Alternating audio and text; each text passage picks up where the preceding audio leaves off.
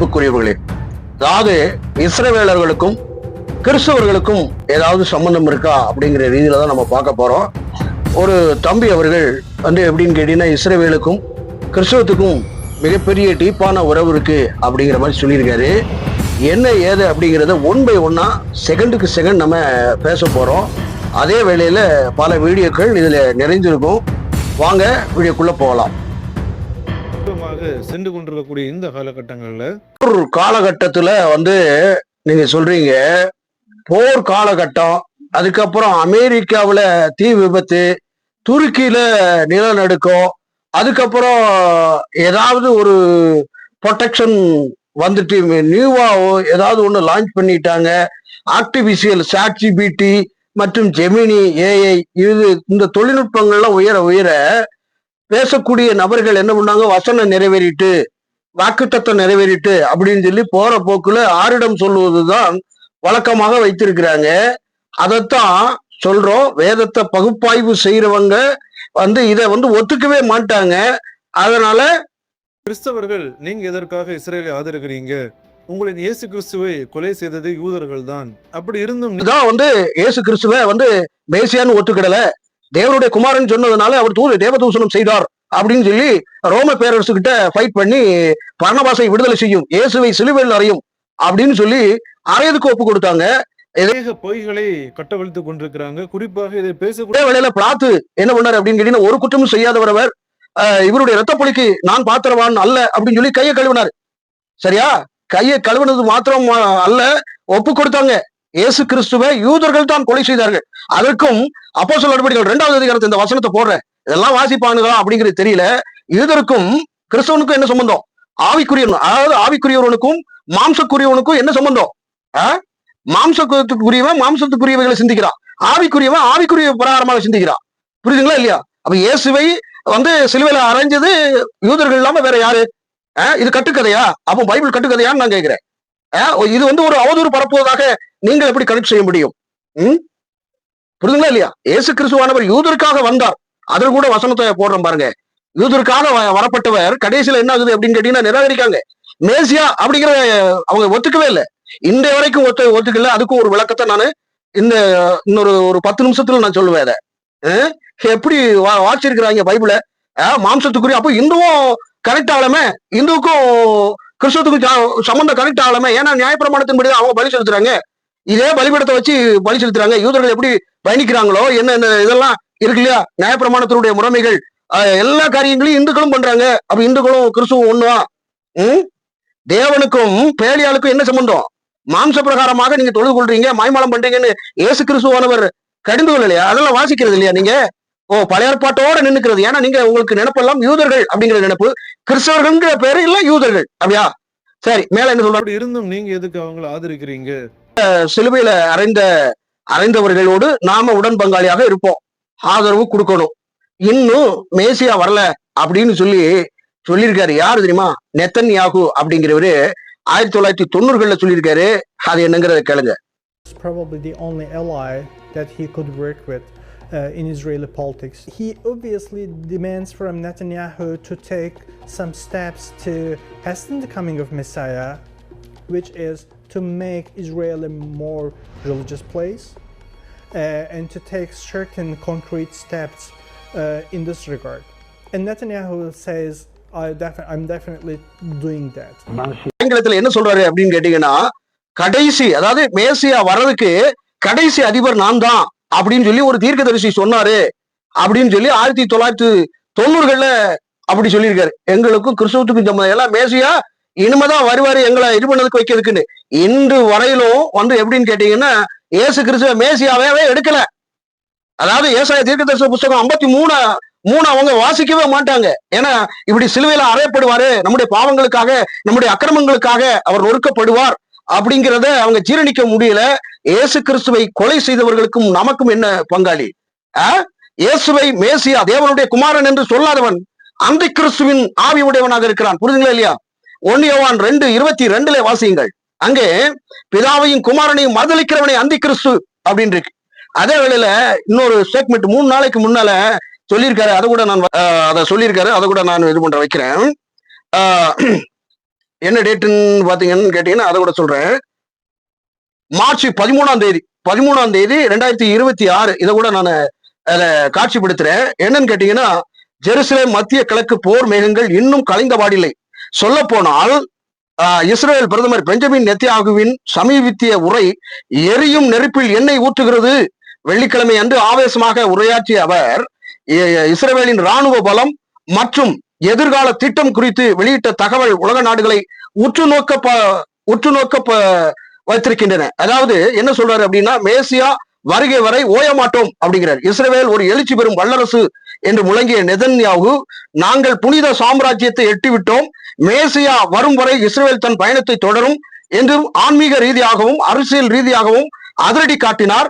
ஈரானுக்கு எதிரான போர் இஸ்ரேல் இதுவரை கண்டிராத வெற்றிகளை பெற்று வருவதாகவும் இந்த ராணுவ நடவடிக்கை மத்திய கிழக்கின் வரைபடத்தையே மாற்றி அமைத்து வருவதாக அவர் பெருமிதம் கொண்டார் அப்படின்னு சொல்லி திட்டமும் தெளிவுமாக சொல்லி, அதுக்கப்புறம் மறுபடியும் நாங்கள் புனித மேசியா வரும் வரை இஸ்ரேல் பயணத்தை தொடரும் அப்படின்னு சொல்லி வரப்போகிற இஸ்ரவேலர், அதாவது மேசியாவை குறித்து சொல்றாங்க. ஆனால் அந்த சராசரங்களை உண்டாக்கின ஆண்டவராகிய கிறிஸ்துவானவரே மேசியா அப்படின்னு சொல்லி ஒவ்வொரு இடத்திலும் நான் ஆபிரகாமோடு இருந்தேன், காலம் பிறவாதுக்கு முன்னதாகவே நான் இருந்தேன், பிதாவோடு இருக்கிறவர் அப்படின்னு சொல்லி இருக்கிற வண்ணமாய் இருக்கிறவர், பரலோகத்தில் ஏறுகிறவரும் இறங்குறவருமாய் இருக்கிறேன் அப்படின்னு சொல்லி அநேக காரியத்தை ஆண்டவராகிய இயேசு கிறிஸ்துவானவர் சொல்லியும் கேட்கவில்லை. அதற்கு உதாரணமாக ஆண்டவராகிய இயேசு கிறிஸ்துவானவர் இப்படியாக சொல்லுவதை நாம் பார்க்க முடியும். அதாவது, நான் என் பிதாவின் நாமத்தினாலே வந்திருந்தும் நீங்கள் என்னை ஏற்றுக்கொள்ளவில்லை, வேறொருவன் தன் சுயநாமத்தினாலே வந்தால் அவனை ஏற்றுக்கொள்வீர்கள் அப்படின்னு சொல்லி திட்டமும் தெளிவுமாக, நான் பிதாவின் நாமத்துல வந்திருக்கிறேன்டா, ஆனா நீங்க ஏற்றுக்கொள்ளல. சோ டிசைன் அதே மேசியாங்கிற நேம்ல ஒருத்தர் வருவான், சுயநாமத்துல வருவான், அப்பொழுது நீங்கள் ஏற்றுக்கொள்வீர்கள் அப்படின்னு சொல்லி சொன்னாரு. என்னைக்கு இஸ்ரவேலர்கள் அந்த சராசரங்களை உண்டாக்கிய இயேசு கிறிஸ்துவை அவர்தான் உண்டாக்கினவர் அப்படின்னு சொல்லி ராஜா அப்படிங்கிறத கனெக்ட் செய்யாம போயிட்டாங்க. அப்படிப்பட்டவர்களுக்கு நாம் ஆதரவா? அமெரிக்கன் உள்ள போயிட்டாருன்னா இவரோ சரி. அமெரிக்காவை குறித்து இன்னொருத்தன் ஏஞ்சல் டிவிக்காரன் என்ன சொல்லிட்டாங்க அதையும் கேளுங்க. Not perfect. So is Mr. Trump. This is how heaven sees. So I am like. எப்படி தாவீது ராஜா குறை உள்ளவராக இருந்தாரு, அதனால என்னாச்சு அப்படின்னு கேட்டீங்கன்னா, இவரும் டொனால்ட் ட்ரம்பும் குறை உள்ளவர் தான், ஆனாலும் தேவனால் தெரிந்து கொள்ளப்பட்டவர் சொல்லி தேவையில்லாத காரியங்கள்லாம் சொல்லலாம். இப்போ எப்படி தெரியுமா, இவங்க எல்லாம் யூதர்களா மாறிட்டாங்க, கிறிஸ்துவங்களா வரல, கனெக்ட் ஆகல. கிறிஸ்தியனுடைய உபதேசம் இவங்களுக்கு தெரிஞ்சிருந்ததுன்னா இப்படி பேச மாட்டாங்க. மாம்சத்தோடும் ரத்தத்தோடும் யுத்தம் இல்லை அப்படின்னு இருக்கு. மாம்சத்தோடும் ரத்தத்தோடும் நமக்கு யுத்தம் இல்லை அப்படின்னு சொல்லிட்ட பிறகு, உன் சத்துருக்களை சிநேகியுங்கள், சபிக்கிறவர்களை ஆசீர்வதியுங்கள், அதாவது உங்களை இது பண்ணக்கூடியவங்களுக்கு நன்மை செய்யுங்கள் அப்படின்னு சொன்ன ஆண்டவராகிய கிறிஸ்துவிடத்தில் பழிக்கு பழி, கண்ணுக்கு கண், பல்லுக்கு பல் என்கிற முறைமையின் அடிப்படையிலே பயணிக்கும் யூதர்கள் எப்படிப்பட்டவர்களாக இருக்க முடியும்?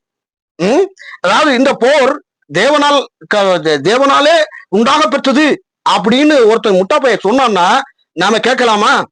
ஏன்னா சமாதானத்தை கொடுக்க வந்தார்.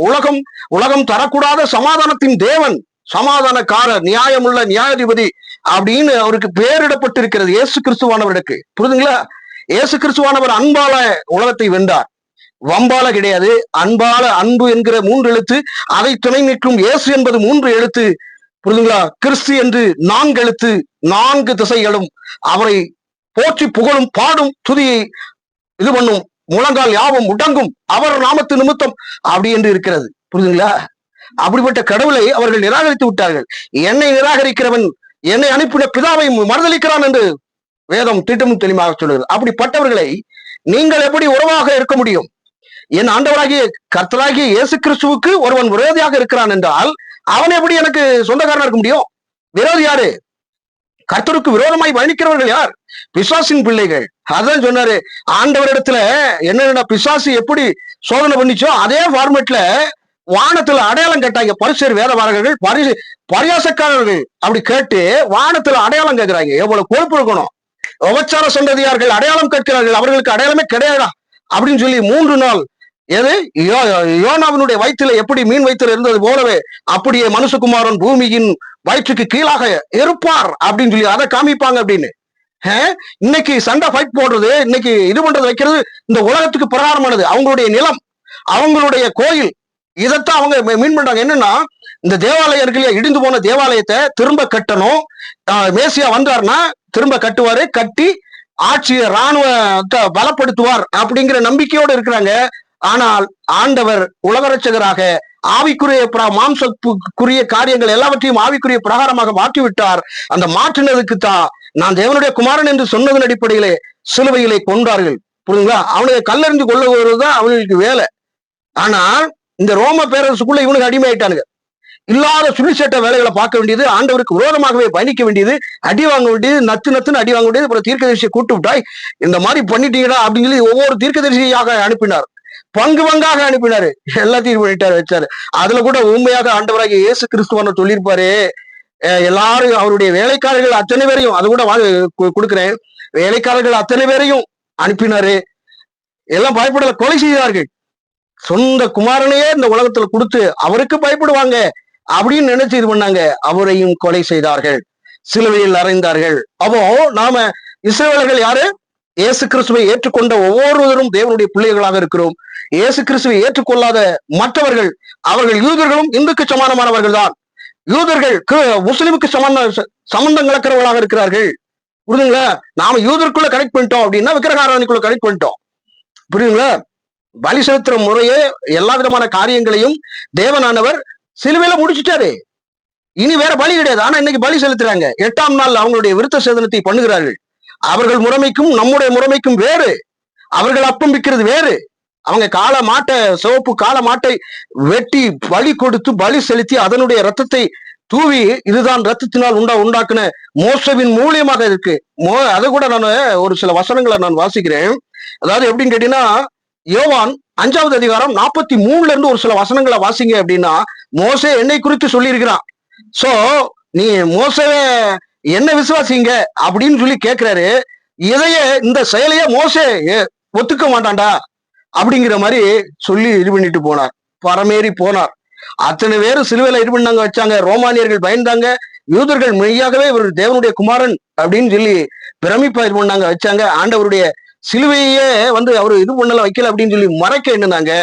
ஆனால் அண்ட சராசரங்களை உண்டாக்கின ஆண்டவராகிய இயேசு கிறிஸ்துவானவரே மெய்யான தேவன்கிறதுக்கு இவங்க இதுக்கெல்லாம் போயிட்டு நடக்கல, இந்த சண்டை நடக்கல. இதுக்கும் ஆண்டவருக்கும் எந்த சம்பந்தம் கிடையாது. எவனையும் தேர்ந்தெடுக்கல, எல்லாத்தையும் நிராகரிச்சு விட்டாரு. அதுக்கு ஒரே ஒரு வசனத்தை முடிக்கிறேன். என்னன்னா, பிதாவை எருசலேம் மாத்திரமல்ல, கேரேசு மலையில இருந்த கேரப்பு மலையிலையும் சரி, எல்லாத்திலையும் தொழுது கொள்ளுகிற காலமாக இருக்கிறது. இது புனித நூல் கிடையாது, புனித இடம்னு போட்டு இது பண்ணிட்டு இருக்காங்கல்ல. அதாவது எருசலேம் தேவாலயம் பயங்கரமான இருக்கு அப்படின்னு சீசர்கள் சொல்லிட்டு இருந்தாங்க. 3 நாள்ல கட்டி ஒட்டைக்கப்படும், சில்லா நொறுக்கப்படும் சொல்லி அந்த காலகட்டத்திலேயே நொறுக்கப்பட்டது. எல்லாத்தையும் துண்டு துண்டா நகையை புலத்தி எல்லாம் தங்கத்தை புலத்தி தூக்கி திம்சம் பண்ணிட்டு போயிட்டாங்க, வச்சுட்டாங்க. புரியுதுங்களா இல்லையா? டிசைன் பண்ணவரே டிசைன் சரியில்லடா, எல்லாத்தையும் சுக்கு நூறு அடிச்சு நொறுக்குடா அப்படின்னு சொல்லி முடிவு கட்டினாரு. அந்த காலகட்டத்திலேயே இயேசுவானவர் பரமேறி போன பிறகு எருசலேம் தேவாலயம் இல்லாதபடி போனது. இப்போ அந்த மேசியாதான் இந்த தேவாலயத்தை கட்டுவாரு. இந்த பூமிக்குரிய காரியங்கள் பரம எருசலேமாகி இருக்கக்கூடிய இயேசு கிறிஸ்துவானவருடைய சன்னிதானம், அதுதான் பரம எருசலேம். இந்த பூமிக்குரிய எருசலேம் பூமியை ஸ்தாபிக்க போறதில்லை. அவருடைய ஸ்தாபனம், அவருடைய எல்லை, அவருடைய ராஜ்யம் எல்லாம் பரலோக ராஜ்யத்தில் இருக்கிறது. அப்படிப்பட்ட கடவுளை வச்சுக்கிட்டு, ஏண்டா பைபிள் எல்லாம் வாசிப்பிலாடா,